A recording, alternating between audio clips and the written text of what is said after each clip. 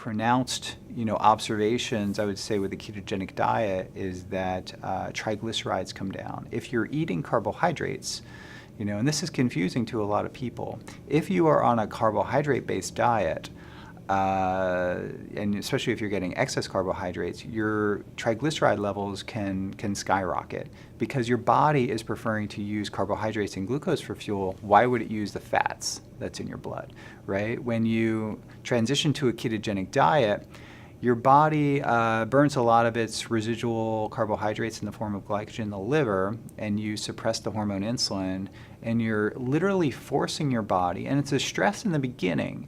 There's a transition into a state of ketosis that's rocky for some people, and for some people it's not that bad for others.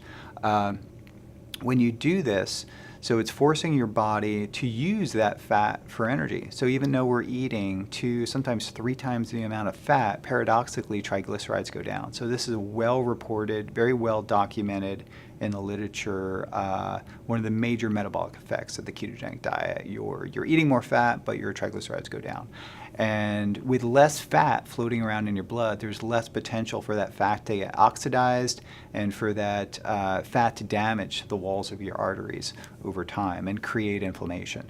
So that's the next thing that we see that really stands out, that the new science is showing, that the ketogenic diet, by virtue, nutritional ketosis, I'll put it under that because there's many different ways you can implement the ketogenic diet. So nutritional ketosis has a profound effect on these inflammatory markers.